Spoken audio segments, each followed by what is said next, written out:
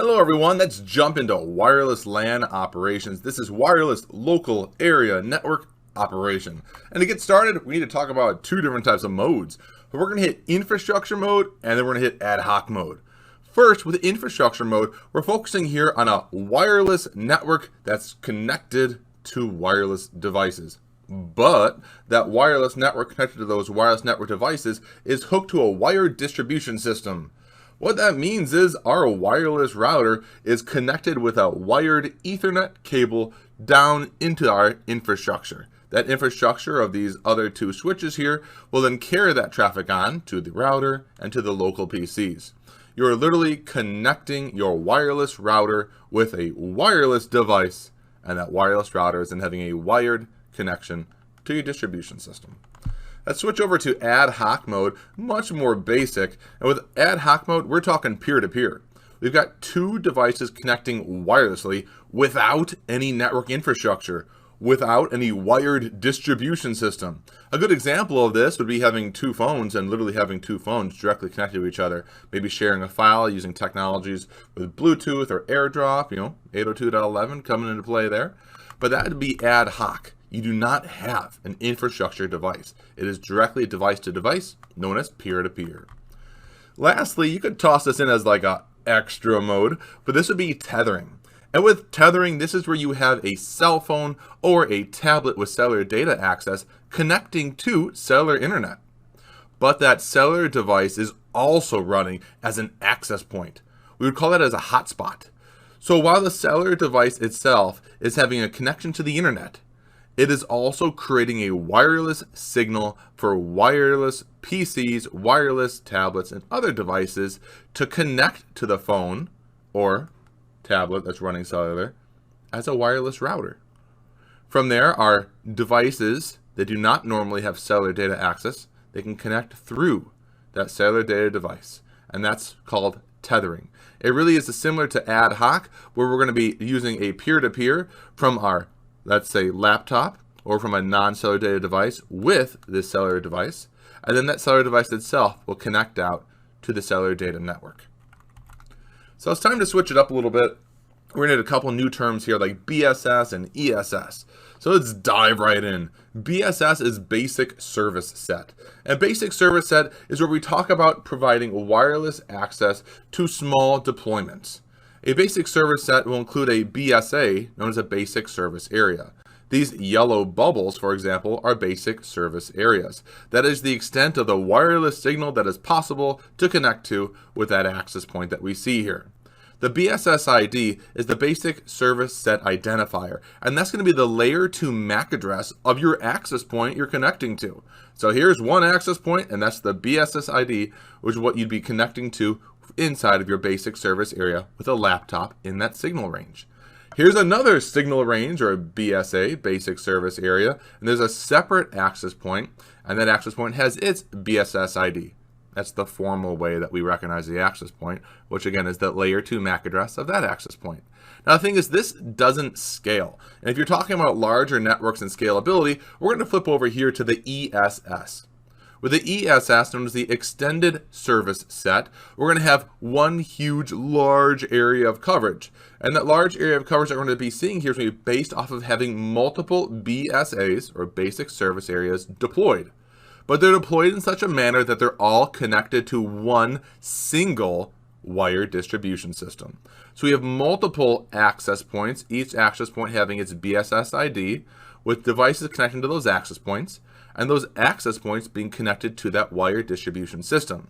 And the cool thing about this is it promotes roaming, which means this user over here on the far left side in this BSA can take their laptop and walk over into another office and hook to another access point on the same wired distribution system. And with roaming, it would be seamless for that user. They don't have to disconnect from one wireless SSID and connect to another one. It will be seamless.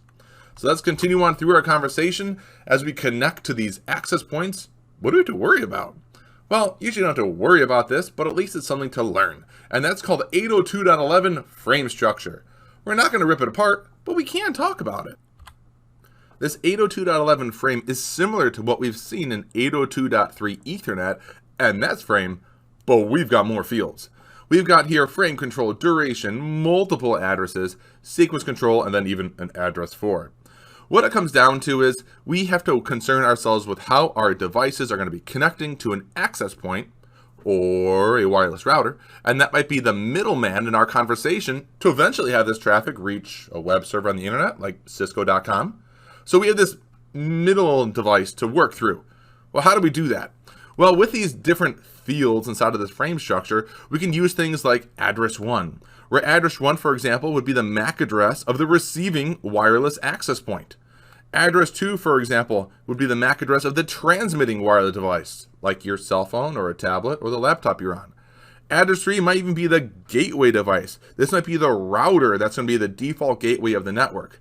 Think of all the different devices that your wireless client will have to get through to eventually leave its local area network when you're referring to having wireless and this wireless technology in the middle. We have control sequencing and fragmented frames coming up in the sequence control. Address 4 could be used in our ad hoc modes. In frame control, we have to worry about power management and subfields for different protocol versions and frame types. And finally, don't forget this big, huge area of payload. Payload is the data of your transmission. And then FCS for our frame check sequence, that's your error control. So all this comes into play to help us connect out with our wireless end devices. And speaking of wireless end devices, feels like there's a constant battle because everything is going wireless and it all wants to fight for bandwidth. Well, how do we gain access with many wireless devices to a single wireless access point? Well, there's a technology that's going to help us out, and that's called CSMA-CA. CSMA-CA is Carrier Sense Multiple Access Collision Avoidance. And really what this means is we're not going to allow traffic just be colliding into each other, flying through the air as all these different laptops and smart devices are trying to interconnect across an access point. We have a better way to go about it. With Carrier Sense Multiple Access Collision Avoidance, if you slow that down and speak it a couple times, that's really what's about to happen. What do I mean by that? Carrier Sense. We're going to listen to the wireless media. Multiple access. We have many devices that want to use the same media at the same time. Collision avoidance. We're going to make sure they don't all ram signals into each other and then corrupt that signal.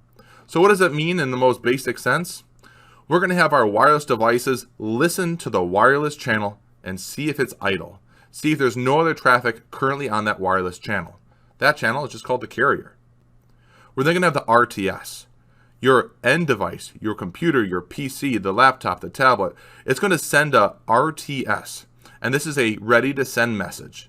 That message will be heard by the access point. And the access point can then provide dedicated access to the network. Well, how does the end device know that the access point is ready? The access point will respond to that RTS, the ready to send. It'll respond to it with a clear to send, a CTS. It says, the dedicated access is ready for you. Go ahead and send. When the wireless end device hears that, it's going to then send and transmit its data. And by the way, all of our wireless transmissions are going to be acknowledged. And if the wireless end device does not receive an acknowledgement back, then it knows there was a collision. And it's going to restart that entire process back from listen.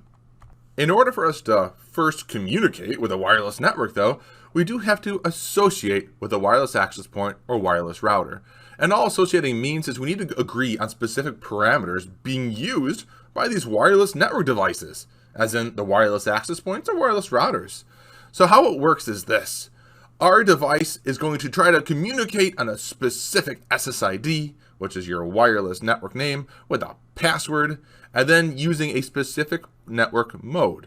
For example, the wireless router or wireless access point might be supporting 802.11a, b, g, n, AC, or AD wireless LAN standards. Your device has to agree to use that standard in order to communicate with said wireless router or wireless access point. Now, some wireless routers and access points can support multiple standards at the same time, and that's known as mixed mode. Besides agreeing on the mode to use, your wireless end device also has to agree on the security, and that could be your WEP, WPA2, WPA, along with the encryption standards of TKIP or AES. When you have agreed on using the correct one with the access point, hey, those are agreeing on parameters. And lastly, we have radio frequencies, which are our wireless channel settings. We need to make sure that we have an appropriate channel set with our wireless router and wireless access point, and our wireless clients will connect on that.